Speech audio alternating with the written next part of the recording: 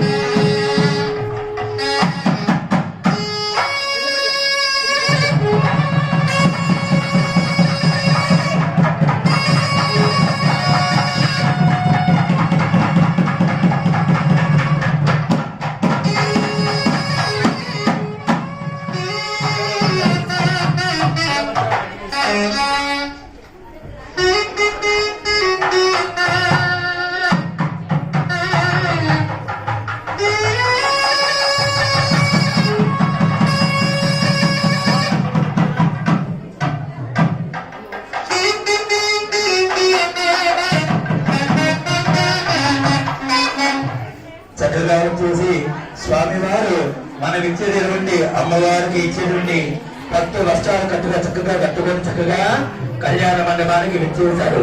విచ్చేయంగానే ఇప్పుడు అమ్మవారిని కన్యాదానం చేయాలి.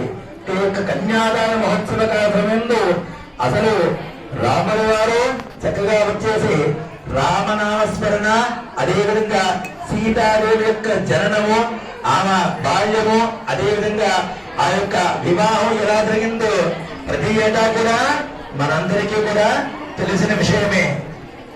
అంతేకాకుండా సీతాదేవి శివధనుస్సుని తను బాల్యంలో చక్కగా ఆడుకుంటూ ఉన్నప్పుడు అవలీలుగా పక్కకు తోయంగానే జనకజ మహారాజు గారు అది చూసి, అయ్యా నా యొక్క కూతురే శివధనుస్సుని నేను ఎంతో తపశక్తితో నేను సంపాదించుకున్నాను, దాన్ని ఏ మాత్రం కూడా నేను కదిలించలేనే, అటువంటిది ఆ యొక్క దరిద్రం నుంచి వచ్చినటువంటి ఈ యొక్క సీతాదేవి భూదేవిలో పుట్టినటువంటి ఈ యొక్క నా కూతురు సీతాదేవి ఈ శివధనుసుని అలవోకగా పక్కకు తోసింది.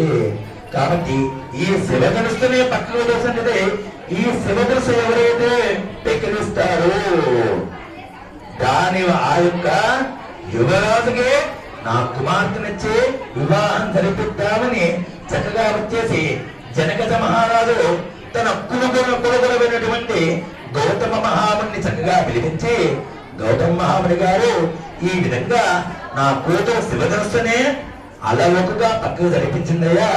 కాబట్టి ఈ శివధనుస్సుని ఎవరైతే తగిలిస్తారో వాళ్ళకి ఇచ్చి నా కూతురు వివాహం జరిపిస్తాను. అటువంటి విధంగా నేను స్వయంవరం ఏర్పాటు చేయాలనుకున్నాను. మా కులగురువుగా మీరు ఒక మాట చెప్పండి అయ్యా అనగానే అప్పుడు గౌతమ మహాముని చెప్పారంట, ఆయన జనకజ నీ వరకున్న సంకల్పం నెరవేరుతుంది. ఆ యొక్క ధరిత్రం చెబుతుండే సీతాదేవి ఎంతో శక్తి సంపన్నురాలు. ఆమె శక్తిని మించిన వారే ఆమెకు భర్తగా రావాలి. అంతే కదా. ఏ ఒక్క ఆడపిల్లైనా ఏమని కోరుకుంటుందమ్మా? ఇది మరి బాగా ఉంటుంది. తనకంటే గొప్పవారు ఎప్పుడూ కూడా, నా భర్త ఎప్పుడూ కూడా నలుగురిలో కూడా గొప్పగా ఉండాలి. ఎందులో కూడా ఏంటి తగ్గకూడదు. కాబట్టి ఏ విషయమైనా సరే ఆయన అధిష్టానంలో మనకు మాత్రమే ఉండాలి. కాబట్టి అటువంటి అధిష్టాన వంటి యువరాజు ఎక్కడున్నారో గౌతమ మహాముని మీకు తెలుసండి. మీ ఆశ్రమంలో సకల దేవత ఋషీశ్వరులకి సకల రాజ్యాలకి కూడా చాటింపు వేయించారంట ఈ యొక్క జనక మహారాజు గారు.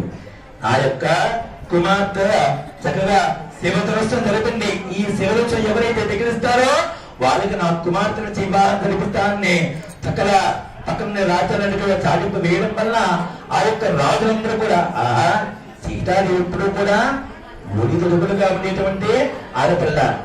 ఎటువంటి ఆడపిల్ల? నోరు వచ్చి మాట్లాడుతుందా? అందుకే మగవాళ్ళు ఉంటారు ఎప్పుడూ కూడా నా భార్యమని ఏమీ అడగకూడదు. ఏంటి? ఏమీ అడగకూడదు. ఏమి ఎప్పుడైనా సరే నేను ఏం తెచ్చిస్తే అదే తీసుకోవాలి. ఆ అడిగిన కోరికలు తెచ్చాలంటే మనం ఏమవుతాం మగవాళ్ళు? ఆ మానందులే. కాబట్టి ఆ విషయాలని కాకుండా ఆయన అటువంటి గుంటమ్మ కోరికలనేవి ఏవి కూడా మేము తీర్చకుండా సీతాదేవి ఎప్పుడైతే ఏది అడిగిన మనిషి ఆమె అడగముందే జనక మహారాజు అన్ని కోరికలు కూడా ఆమెకి తీర్చేస్తారు.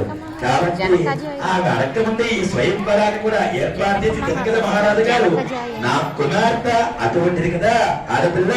ఈ యువరాజులందరూ కూడా నా కుమార్తె చూసి ఆహా సలక్షణమైనది ఎత్తిన తల ఎత్తిన తల దించుందా దించుందా? అయ్యో వాళ్ళు ఏం చెప్పినా కరెక్టే అంటారా? దించిన తల ఎత్తనది అటువంటి ఆడపిల్లయ్యా. కాబట్టి ఆమెని చక్కగా వివాహం ఆడితే మన యొక్క రాజ్య కీర్తి కూడా 10 రెట్లు పెరుగుతుంది అని పక్క దేశం యువరాజులందరూ కూడా స్వయంవరానికి వచ్చేసి ఆ శివధనుస్సుని మధ్యలో పెట్టంగానే ఎవరికీ కూడా ఆ యొక్క శివధనుస్సు పైకి ఎత్తేటువంటి శక్తి ఎవరికీ కూడా రాలేదంట. సాక్షాత్తు రావణ బ్రహ్మే వచ్చి ఆ యొక్క శివధనుస్సుని పైకి ఎత్తాలని చూసినా సరే ఏమాత్రం కూడా అది కదలలేదంట. కదలబడికి అప్పుడు ఈ గౌతమ మహాముని వారి యొక్క సకల మునీశ్వరులు కనిపెట్టి వశిష్ఠ ఋషీశ్వరులకే తెలియజేసంట, ఓ వశిష్ఠ ఋషీశ్వర నీవు కూడా నైవేద్యాలను యాగం చేసేదానికి వచ్చావు కదా నాయన. యాగం చేసేదానికి కదా నీ దగ్గర కూడా ఇద్దరు యువరాజులు ఉంటున్నారు. వారిని కూడా తీసుకొని మా యొక్క జనక మహారాజు యొక్క రాజ్యానికి విచ్చేసి స్వయంవరంలో పాల్గొని నాయన అని గౌతమ మహాముని గారు చెప్పగానే ఈ వశిష్ఠ మహాముని కూడా ఆ యొక్క శ్రీరామచంద్రమూర్తిని ఇంకా ఇంకెవరిని లక్ష్మణ స్వామి వారిని ఇద్దరిని కూడా తీసుకొని స్వయంవరానికి విచ్చేశారు. విచ్చేయగానే వెంబడే ఈ యొక్క రావణ బ్రహ్మను చేసి అది శివధనుస్సుని తెలుసుకుని శివ శివ శివ శివ శివ శివ అంటూ ఆ శివధనుస్సుని పైకి లేపుతూ ఉన్నారంట. ఎందుకని ఎక్కువగా వచ్చేసి కోరికలు ఇచ్చేవాడు ఎవరయ్యా అంటే పరమేశ్వరుడు. అందుకే భోళాశంకరుడు అంటారు. కాబట్టి ఆ యొక్క శివధనుస్సుని ఎత్తాలంటే ఆ యొక్క పరమేశ్వరుని యొక్క మెప్పించినట్లయితే ఆ యొక్క శివధనుస్సుని అవలీలగా ఎత్తచ్చని ఆ యొక్క దుర్బుద్ధితోటి ఈ యొక్క రావణ బ్రహ్మ ఆ శివధనుస్సుని శివ శివ ఎత్తుతూ ఉన్నప్పుడు ఆ శివధనుసుని ఇక పైకి ఎత్తలేక దాని మీదే వేసేసుకున్నాడంట. ఆ యొక్క శివధనుసుని వేసుకుంటానే వెంబడి యొక్క వశిష్ఠుడు రామచంద్రమూర్తిని చూసి, అయ్యా రామచంద్ర, నీకు వెళ్ళి ప్రయత్నించు నాయనా అని చెప్పగానే అప్పుడు ఆ యొక్క రామచంద్రమూర్తి మొట్టమొదటిగా పైకి లేచి ఏం చేశారండి అంటే, ముందుగా తన చెప్పిన గురువుకి నమస్కారం చేశాడు. ఎవరికి? వశిష్ఠ ఋషీశ్వరులకి. చక్కగా గురువయ్య, మీరు ఆజ్ఞాపించారు కాబట్టి నేను వెళ్ళి ఆ శివధనుస్సుని వీర్చడానికి వెళ్తున్నాను. నేనెవరిని? సాక్షాత్ విష్ణుమూర్తి అంశస్వరూపుణ్ణి రామచంద్రమూర్తిని. కాబట్టి అయ్యా, నేను ఆ యొక్క నా తండ్రి శివధనుస్సుని విలువన్నా. విష్ణుమూర్తికి తండ్రి ఎవరుగా అంటే శివుడే, శివుడికి తండ్రి ఎవరుగా అంటే విష్ణుమూర్తి. అవునా?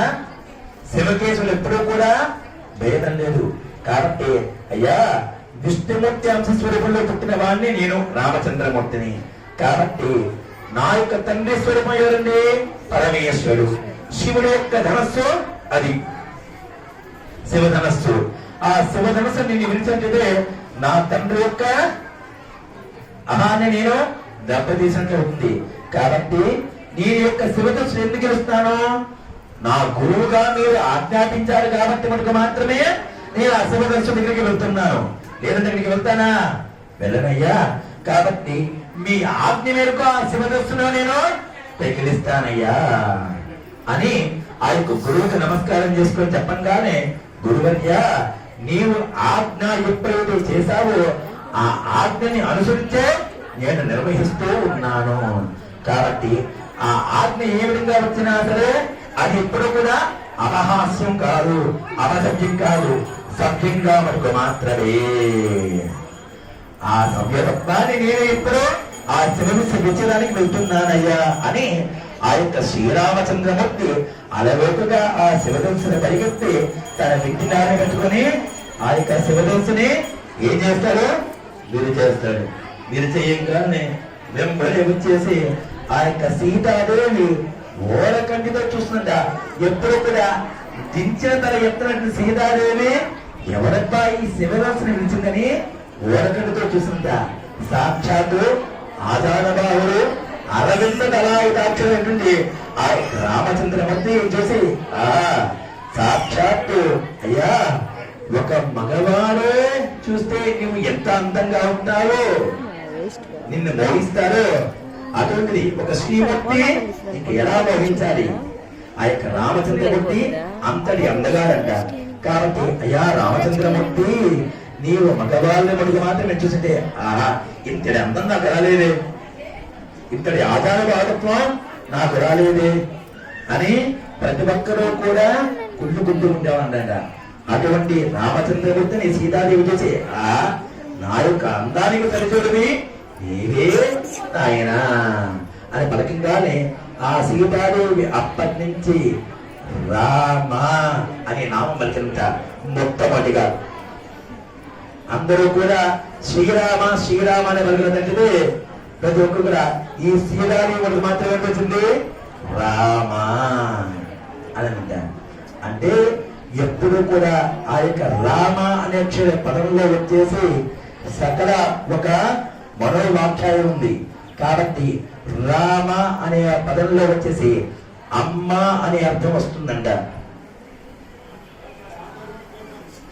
రామ అమ్మ అనే అర్థం ఆ శబ్దం నుంచి వచ్చేసిందండి అమ్మ. ఈ యొక్క శ్రీరామచంద్రమూర్తి ఎవరో కాదు, సాక్షాత్తు ఆ జగన్మాతకే పుట్టిన అవతార మూర్తుడు.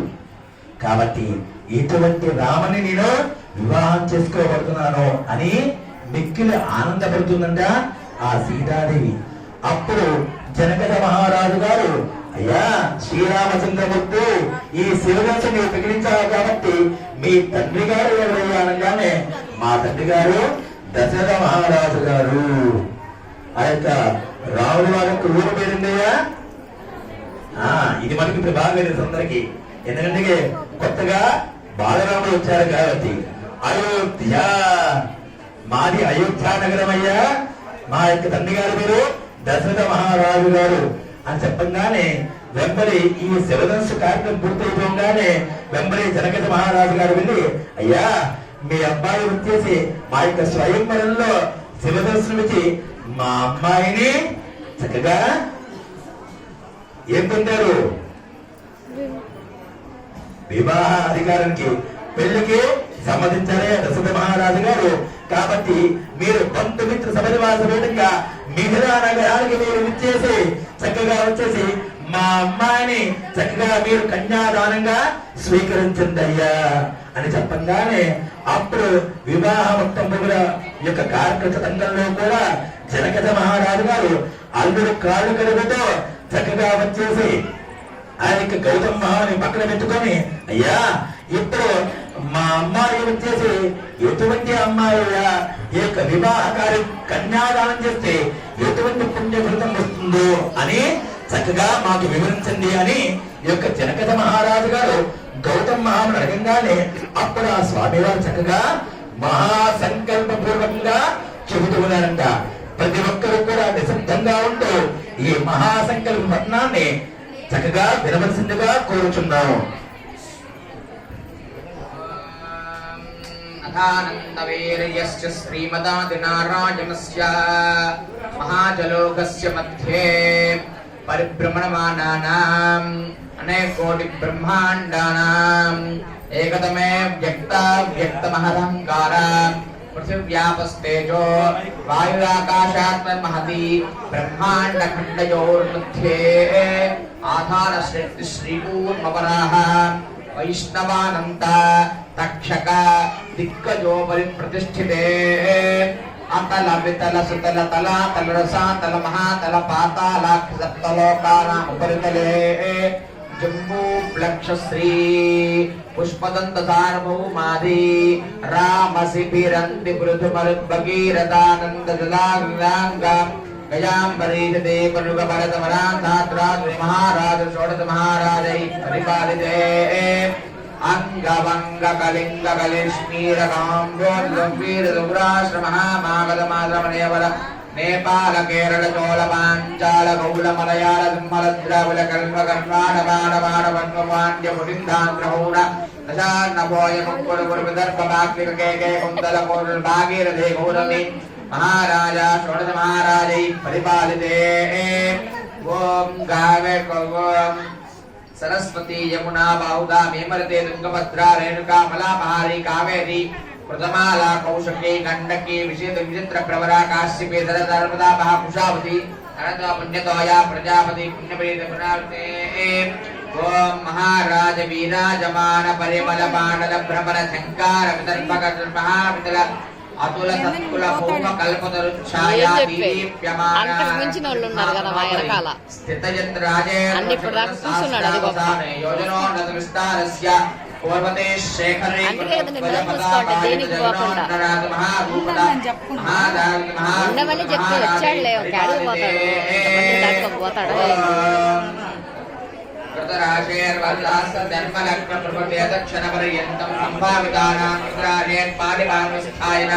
मध्ये कर्मेन्द्रियाणां ज्ञानानां पंचेन्द्रियाणां ज्ञानानां एतेषां प्रेरकस्यान्तर्गतवादनैः सबन्धने सुभङ्गविधानां सकलपापानां निवृत्तिद्वारा श्रीपरमेश्वरमुद्दिश्य श्रीपरमेश्वरप्रीत्यर्थं मत्स्यपुराणोक्तमहादानान्तर्वर्तिसारकृत कन्यादानमहं करिष्ये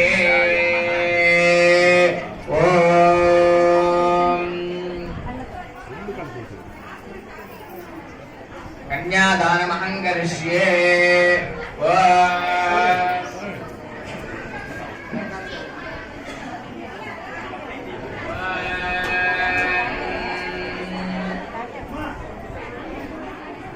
लक्ष्मीशो भुवनत्रयेण वसतो देवान् मनुष्यारकान् संस्थातुं करुणानिधिकरुणया मार्ताण्डवं शययौ कौसल्या निजगर्भदम्भवभृते जन्मन्यसाधारणे जाते श्रीरघुनायकस्य जननं दिव्यादिदं मङ्गलौ सुमुहूर्ते सावधान सुलग्ने सावधान सीता సీతా సమే